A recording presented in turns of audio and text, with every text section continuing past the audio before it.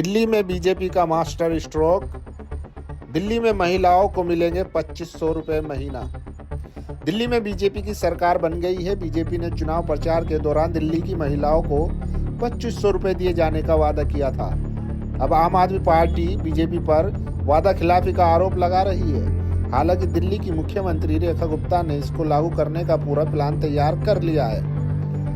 Indian express की report के अनुसार जिन महिलाओं की घरेलू आय 3 लाख रुपए प्रति वर्ष से कम है और जो टैक्स के दायरे में नहीं आती है, वे दिल्ली सरकार से 2500 रुपए पाने के लिए पात्र होंगी।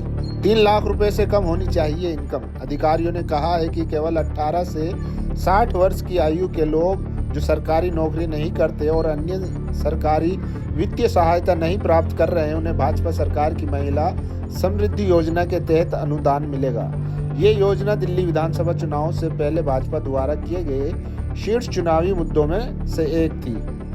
प्रधानमंत्री नरेंद्र मोदी ने वादा किया था कि इसे 8 मार्च अंतर्राष्ट्रीय महिला दिवस तक लागू किया जाएगा। सूत्रों के अनुसार सरकार ने अनुमान लगाया है कि लगभग 15 से 20 लाख महिलाएं मानदंडों को पूरा करेंगी। एक अधिकारी ने बताया कि ये योजना नवनिर्वाचित मुख्यमंत्री और मंत्री परिषद द्वारा आयोजित पहली कैबिनेट बैठक में विचाराधीन योजनाओं में से एक थी। उन्होंने कहा, योजना के तौर तरीकों को अंतिम रूप देने के कई दौर की बैठक हुई। कल तक कैबिनेट नोट तैयार हो जाएगा, जिसके बाद इसे मंत्री परिषद से मंजूरी के लिए रखा जाएगा।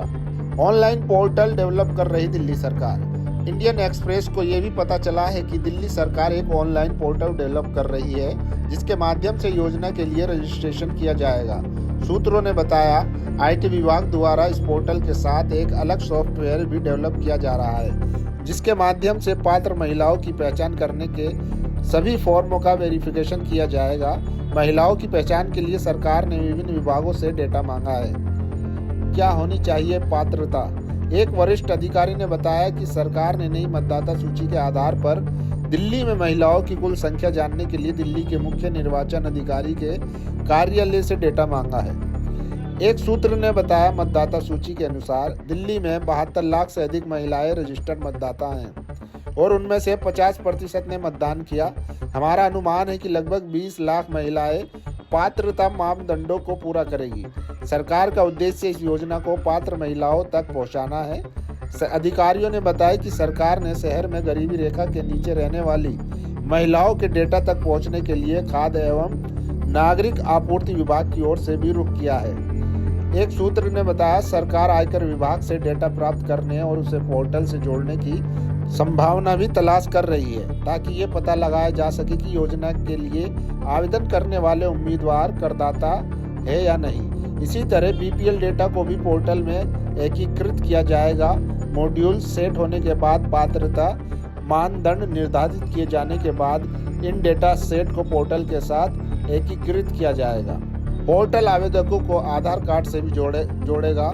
सूत्रों ने बताया, फॉर्म में नाम, स्थान, पता, बैंक खाता आधार कार्ड से जुड़ा होगा। साथ ही परिवार के सदस्यों का विवरण भी होगा।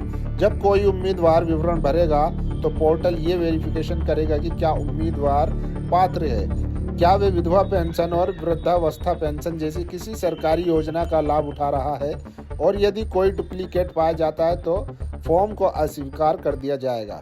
60 वर्ष से अधिक आयु की महिलाएं नहीं होंगी पात्र। 60 वर्ष से अधिक आयु की महिलाएं वृद्धावस्था पेंशन पाने के लिए पात्र हैं। एक अधिकारी ने कहा, चूंकि यह आधार कार्ड से जुड़ा होगा, इसलिए पोर्टल आसानी से उम्मीदवारों की आयु का पता लगा लेगा। उदाहरण के लिए, यदि कोई उम्मीदवार 60 वर्ष से अधिक आयु का है तो पोर्टल फॉर्म स्वीकार नहीं करेगा, क्योंकि सरकार पहले से 60 वर्ष से अधिक आयु के वरिष्ठ नागरिकों को वित्तीय सहायता प्रदान कर रही है। मुख्य सचिव ने 8 मार्च को अंतर्राष्ट्रीय महिला दिवस मनाने की व्यवस्था के संबंध में सभी संबंधित विभाग के अधिकारियों के साथ एक बैठक भी की है, जब योजना शुरू होने की संभावना है। एक अधिकारी ने बताया कि 8 मार्च को लॉन्च के दौरान कुछ पात्र महिलाओं को पैसे देने की योजना बना रहे हैं और फिर रजिस्ट्रेशन के साथ ही अधिक पात्र उम्मीदवार इसका लाभ उठा सकेंगे। रजिस्ट्रेशन शुरू करने का कार्यक्रम उत्तरी दिल्ली के छत्रसाल स्टेडियम में होने की संभावना है। इसमें मुख्यमंत्री और सभी मंत्री शामिल होंगे। इस बीच सरकार पर दबाव बढ़ाते हुए आपने बुधवार को आईटीओ और विभिन्न फ्लाईओवर पर प्रदर्शन किया। उन्होंने बैनर पकड़े हुए थे जिन पर लिखा था बस 3 दिन और हर महिला को हर महीने 2500 रुपये। पार्टी ने शहर भर में कई जगहों पर पोस्टर भी लगाए हैं। इस पर पलटवार करते हुए मुख्यमंत्री रेखा गुप्ता ने कहा, हमें किसी की जरूरत नहीं है जो हमें याद दिलाए कि कितने दिन बचे हैं या हमें अपना काम कैसे करना है। हम अपने एजेंडे के मुताबिक काम करेंगे और अपने वादे पूरे करेंगे। उन्होंने बुधवार को महिला संगठनों के साथ कई बैठकें भी की। उन्होंने कहा, संकल्प पत्र में किए गए सभी वादे पूरी तत्परता और ईमानदारी के साथ पूरे किए जाएंगे। ब्यूरो रिपोर्ट, दैनिक दर्शन न्यूज।